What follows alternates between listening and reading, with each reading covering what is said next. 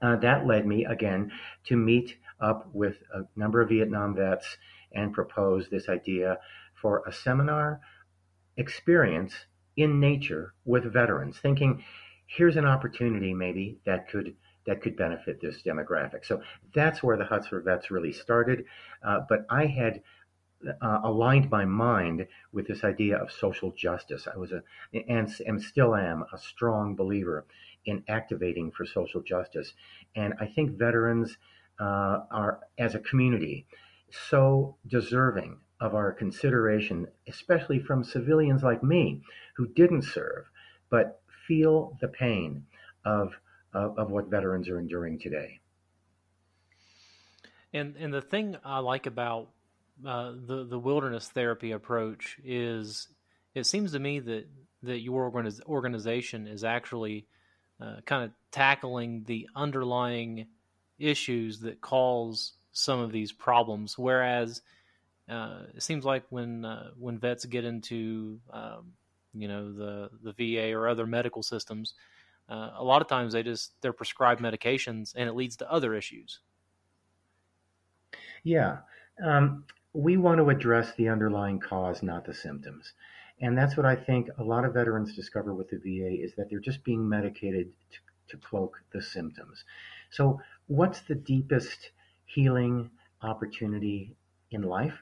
It's, in my opinion and my board's opinion, a connection with the bigger natural world. Um, the Japanese have a wonderful expression. It's called Shinrin Yoku. Shinrin Yoku translates literally to forest bathing.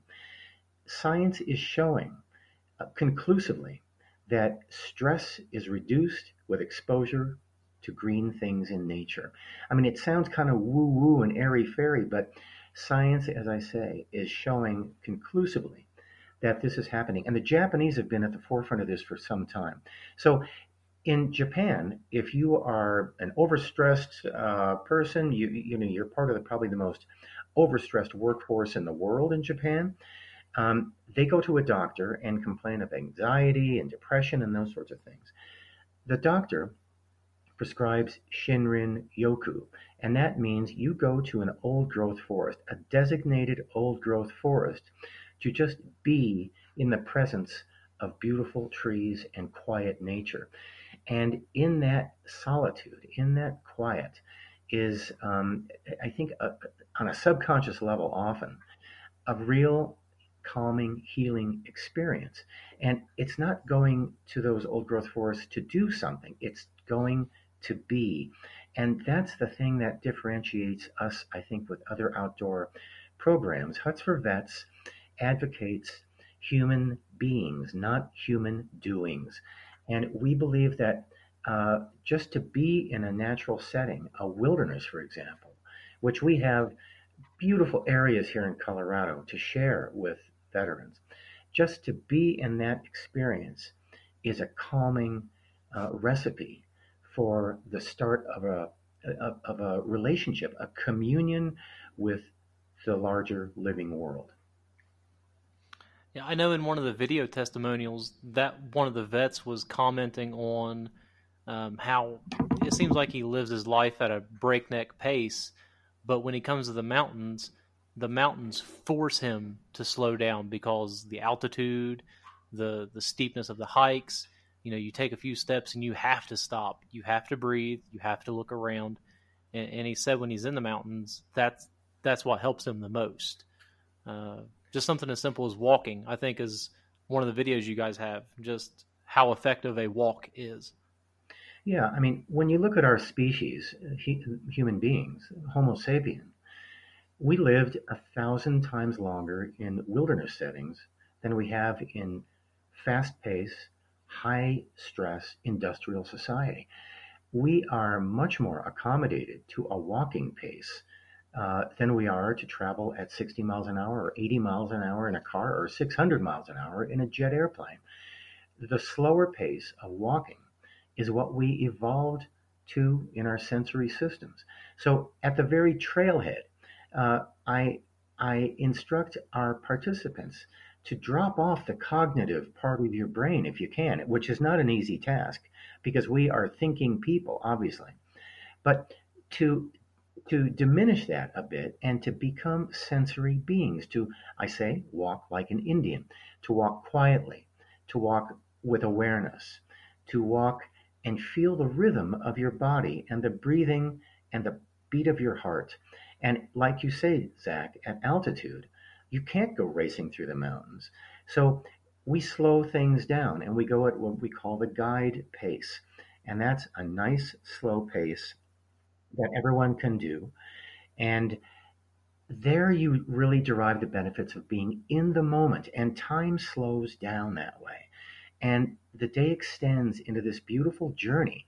And it's not about the destination necessarily, although most veterans are very grateful to reach the hut, but it's the journey on that trail and being with a peer group of veterans that starts the calming experience of our trips. And that's on day one. And that's an interesting thing. I was going to ask you about the camaraderie of getting a group of veterans together. Does that seem to have as much benefit as the physical hike itself? It has equal benefit. I mean, learning that, excuse me, that only 1% or less than 1% serve in this country in the military forces, there is a very small minority. I mean, that's the 1% we want to serve. And it, again, a little bit of an irony in Aspen. Aspen is populated by a lot of the one percenters on the other end of the spectrum, billionaires. So Aspen, as a very high end resort community, is represents a 1%. But the veterans we serve represent another 1%, and bringing veterans back together with a team of brothers and sisters is is a hugely connective experience that most veterans have desperately missed. And in fact, if you read Sebastian Junger's book Tribe, which I think is one of the best descriptions of what's going on with veterans today, it's the isolation from belonging to a unit, a sense of belonging that is that is pushing the suicide rate up now to 22 per day, 22 per day. And it's that isolation from returning to civilian life where the bond of unit cohesion has been lost because civilian life is about me. It's about me first. I mean, look at our capitalist system. It's all about me and money and self aggrandizement. So to return to civilian life and not have that unit, you're isolated. To come back in the mountains with a group of fellow fellow veterans, there's a restorative experience right there. And what's the science showing behind the short term and long term effects of the nature therapy approach? It's conclusive. We Hutzler vets engaged in a study, a scientific study through the University of Southern Maine 2 years ago, and the metrics that came back uh, show a big increase in contentment, a reduction of stress, and the long term is a little hard to pinpoint, but um, our ambition, our mission is to introduce veterans to an experience in nature that they can replicate on their own. And ideally, they go home knowing that they can find this same sense of peace and solace on their own in a natural setting. And then we connected with them with other veterans from our program that ideally they could go on a hike with, or organizations like Team Red, White, and Blue, um, or Team Rubicon, Mission 43 in Boise, Idaho, organizations that they can join in with that also have an outdoor component, and to further their experience as in healing in nature. So we open a door or a window of perception to the veterans we take out, and then we have to leave it to them ultimately to pursue it on their own or with our support, which is why we bring participants back for our trips as peer mentors and team leaders. We also collaborate with other organizations wherever we can. And a lot of nonprofits don't do this because they're in a competition for funding. So we don't have that sense at all. We want to reach out to every organization we can that helps veterans. And one of our most important collaborations is with Arizona State University, which has one of the highest veteran populations in its student body of any major university in the country. And ASU is supported by the Pat Tillman Center, also in Phoenix, which helps guide student veterans through school in peer groups. So we've collaborated with them now for 3 years and have brought them up on trips. They will be franchising a program this fall using our methodology. So that's how we want to grow our program, and that's how we want to keep it alive with veterans who can return to nature for a healing experience. And that's great. I love that you're not competing for funds. You're competing to help veterans. That's your only goal. I love that. So your veteran, I guess, range, you said you've got Vietnam vets. I'm assuming you've got vets all the way up through to the current conflicts, correct? Yes, my board, when we started, we had veterans. My board is all veterans except me. And we had veterans from the Korean War to the present. So our current outreach for veterans is mostly post 9/11 is who we take out, men and women groups, but right up to the current time, and we take active duty also. So we want to reach out to veterans and active duty who are in need, and veterans as a reflective experience. For the active duty, my thought is that uh, active duty soldiers before a deployment ought to be brought out to a wilderness setting so they could have some kind of a grounding for when they come home, some place that they could go that would refresh their bodies, minds, and spirits. And so we have a broad outreach now.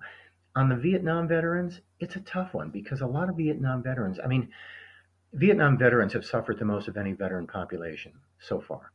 Um, 3 times the number of names on that wall in Washington D.C. have committed suicide since the end of Vietnam War. Excuse me?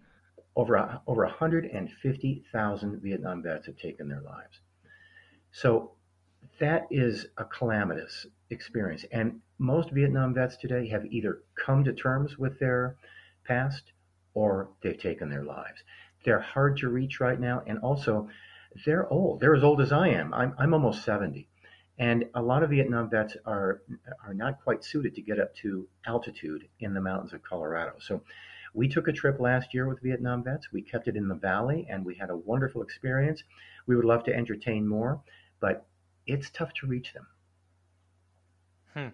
So, do you see a difference in the type of trauma and the way the symptoms manifest themselves in the older vets versus some of the newer or active duty vets? Yes. The older vets, well, again, Vietnam, they were so poorly received when they came home. It was really a national shame what happened to those soldiers because many of them were drafted. They had no choice. They went and served and then came home to hate and name calling and I mean not all of them but a lot, and so they bore this incredible stigma and I think really resisted civilian trust. They just were so abused. Um, so today's veterans, when they come home, they get often a thank you for your service. That's all civilians know how to say. Thank you for your service. To a lot of veterans that we serve, that is a bit of a goad. It's not something that comforts them. They see it as a knee-jerk reaction from a civilian population that doesn't know what else to say. And often they'll say, "You don't know what I did. You don't know my service." So thank you for your service from a civilian. It's a good gesture, but it falls short. So what a lot of veterans are suffering now is